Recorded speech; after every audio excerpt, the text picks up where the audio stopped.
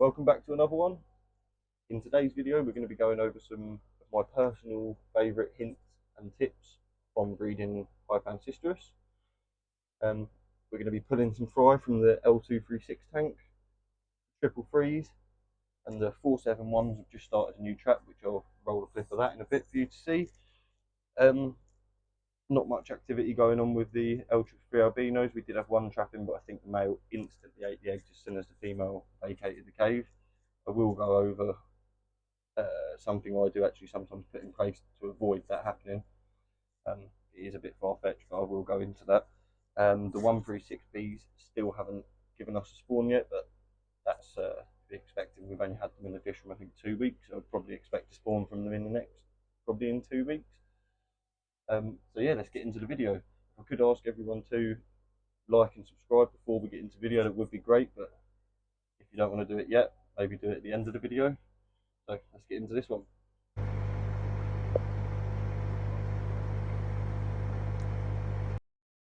We're probably going to get to put in these guys out first, and then we'll have a chat about my hints and tips on breeding the L236.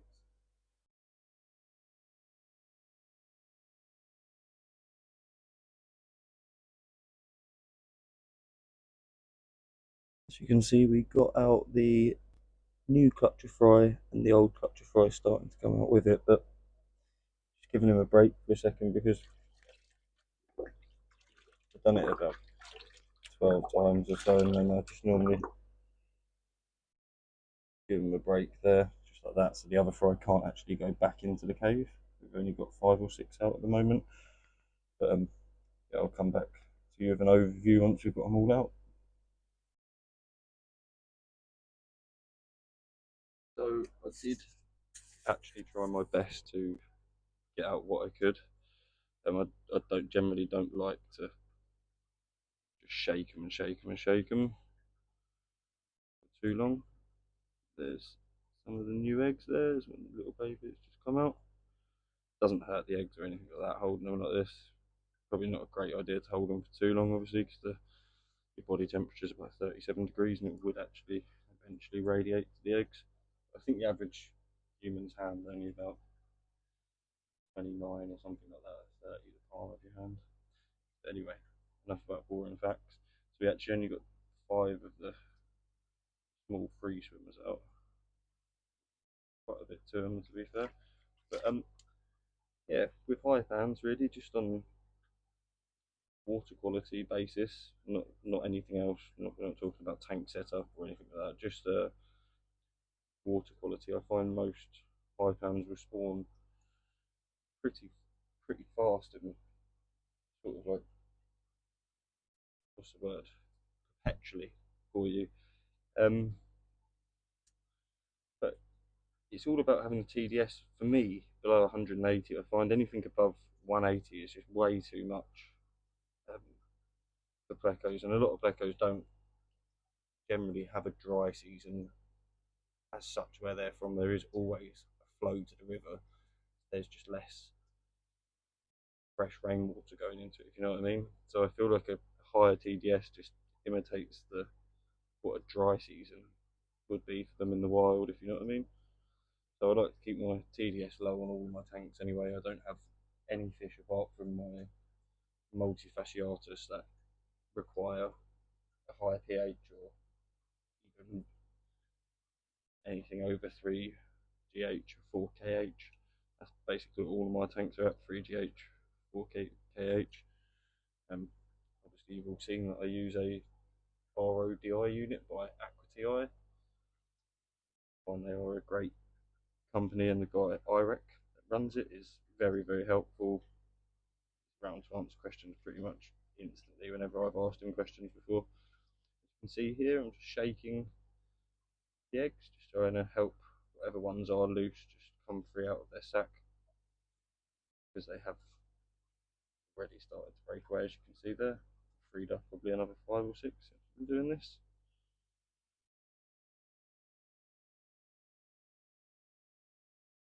But yeah, with Hypans, I showed you the setups in the last videos, and I'll go over it again in a second. I'm just going to break down the rest of these eggs. So basically how I set their tanks up.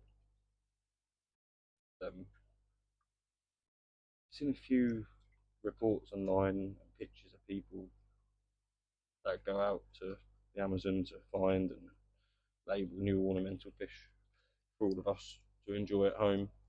But it's actually a bit skeptical about what a true Hypancistrus spawning cave looks like, because they think that it's still other plecos caves, and it's still rare to actually see them in a cave in the wild. I think I've seen 2 videos of it from people out touring in the Amazon rainforest. But yeah, I'll get into it and I'll show you how I'd keep my tanks and the layout of the tanks. Just the basic layouts, nothing special. And I think you all know that I hate bare bottom tanks. I'm pretty sure I only use bare bottom tanks for growing out fry from their first this sort of stage to probably they'll spend about 8 weeks longer in the bare bottom tanks, and then they'll move into tanks with not loads of substrate, just a little bit of substrate. So yeah, and the pH, I find it would obviously be weird if you had a pH of 9 and your TDS was 130 and your KH was 3 and your GH was 3. That wouldn't be great, because your cycle would crash very fast. You wouldn't have much KH or GH to buffer that pH. It would come flying down, and then it would probably do bounce around, which would not be good for the fish at all.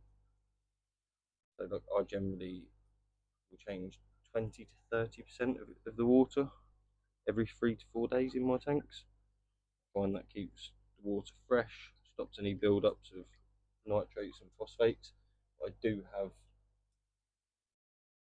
resin barrels that I can run tank water through, pressurized back into the tank. Normally it takes about 3 hours to polish a tank completely, and that will trigger breeding. But not many people are going to be doing that. That's just a weird thing that I started doing about 2 years ago now. Found a website that was selling the resin barrels pretty cheap.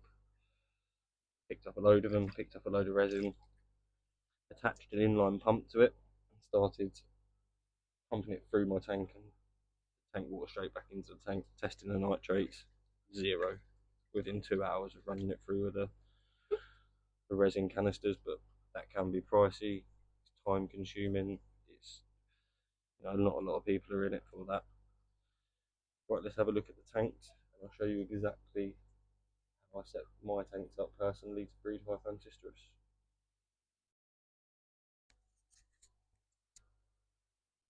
So here we're going to talk a little bit about how I lay out my tanks for breeding Hypancistrus. I find the 2 caves you see in the middle here, what they call watering spikes, they're really cheap caves. You can just get them off of Amazon. I call these like waiting caves. These caves, in my opinion, will never be used to spawn in by Hypans or Picoltias or Canicolas. I'll only find that Ancistrus will spawn in these caves. Whereas you see the triangle cave we have here to the left, and the 2 square shaped caves. One's a slate cave, and the other is just a square. I think they're from zebrafish. I'm not too sure. I'll have a look exactly what brand they are. But I find these are the caves that the dominant males will take on spawning. I always like to keep my tanks with a light dusting of substrate. This lot's just piled up along the front here because of the flow and how the plecos will fan it away from their caves. As you can see, it's only light across the back. Because I'm busy a lot of the time and generally will miss spawns, like 1 in 3 spawns I'll probably miss. It's good to put some pots upside down with little chips out of the sides of them, so only the fry could get up in there for shelter. And it's actually a really handy way to be able to remove the fry from the tank, where you can just lift these pots up, them over the net, collect all the fry that way, like how I do most of the time when I'm bagging up fish from my grow out tanks. And always with a piece of wood across the back. Always a piece of wood, external filter and a sponge filter, just for safe measurements. Whereas if your external breaks, you still got your sponge filter, creating water movement, in turn putting oxygen into the water, and vice versa. If my air loop breaks, I've got my,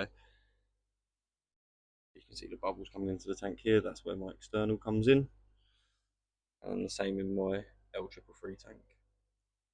2 sponges and an external at the back. I always mimic that. 1, it creates good flow.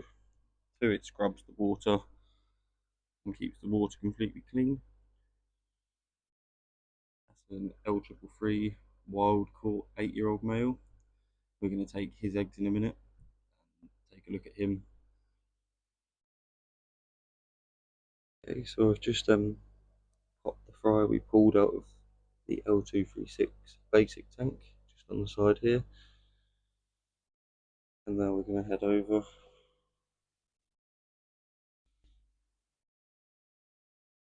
grab out the fryer for this L333 wild caught male.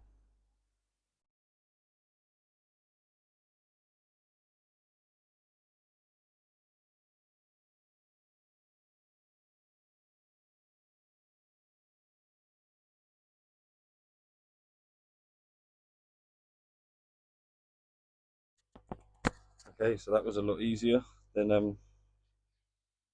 thought it was going to be. I don't know why I'm moving the bucket. It was alright there as it was.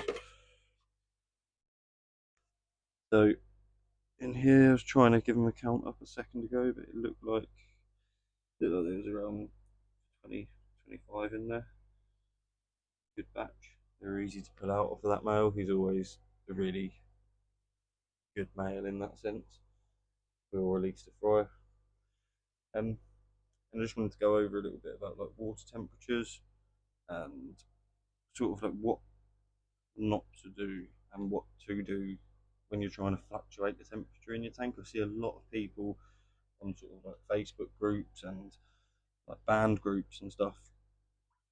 They obviously all want what we all want to breed our plecos, but they're trying to apply the heavy water changes, massive drops in temperatures, which the ancistrus do actually enjoy and they will spawn for. But then again, most ancistrus will spawn in a toilet. I'm not being funny, but they're very easy to spawn, and plecos like Hypancistrus, I think if I did like a 50-60% water change on my L236, for example, cold water, drop the tank temperature by like 5, 6, 7 degrees, they will not be happy. And I can tell you now that they won't spawn at all. That would completely stop them. They need routine, steady routine, good foods, something like Ebo foods.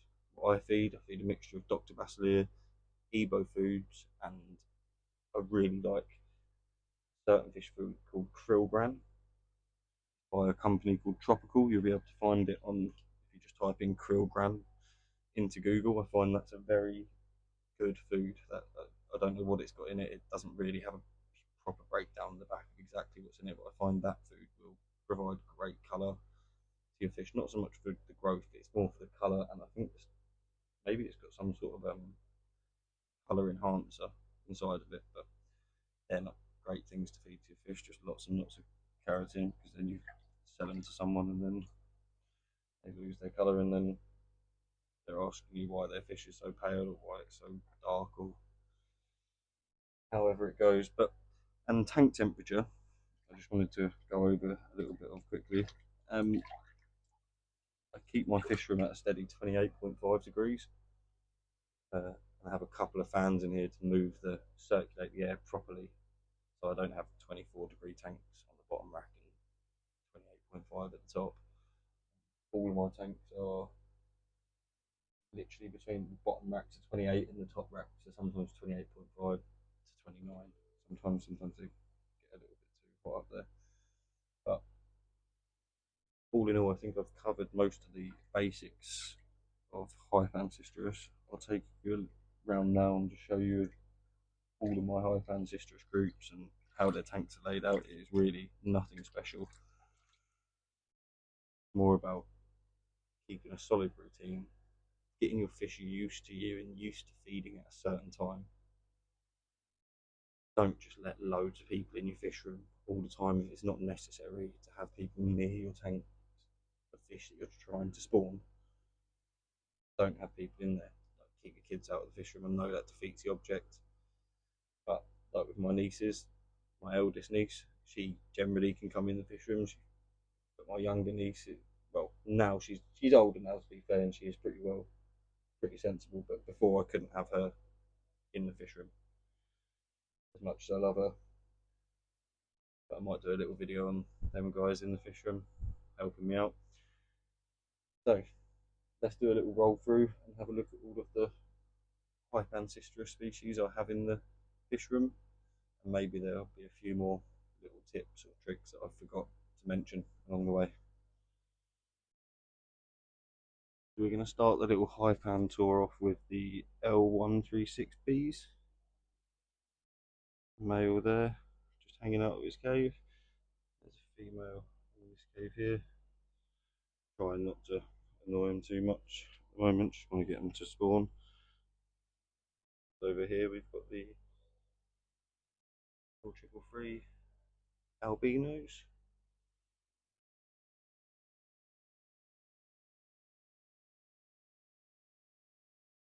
Their layout. This was the male that trapped some eggs, but he ate them. Typical, but it happens.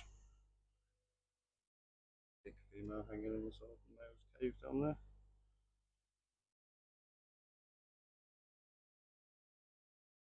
And 236s that you saw earlier. I'm only giving you a roll through just to show you the style of cave, style of tank. They all sort of replicate roughly the same sort of thing. These two tanks are both 180s. Sorry, 160s, not 180s. Litres, that is, not gallons, obviously. Depths in there. They're only growing out. And then 471 here in this cave here to the right. I don't want to shine a light in there, but that was the one you saw at the beginning. The male trapping the female. The male's in there at the moment with the eggs. I think it's a first time young male as well. I'm not 100%, but I'm pretty sure it was.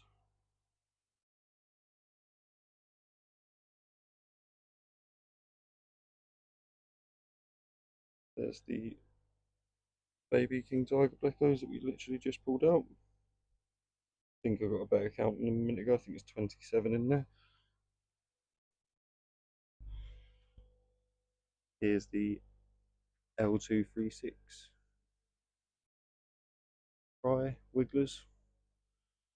And there's only the 5 we managed to get off of the L236 basics.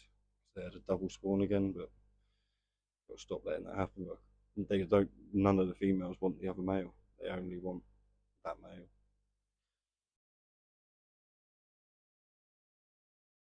So I'm just going to round this video off here. If you made it this far, great. Thanks for watching. And if you would give it a like and subscribe to the channel, that would also be great help, and I'll be grateful for that. In the next video, we're going to talk about how to spawn Panicolus, because they are a lot different to Hypancistrus and Picoltia.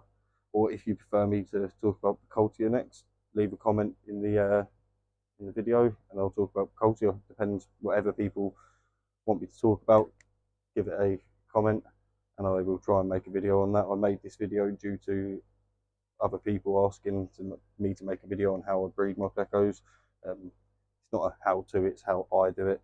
It won't work for everyone. It just depends on a lot of things really. But I went over that in the video, and yeah, great. Thanks for watching. Take it easy, and I'll see you in the next one.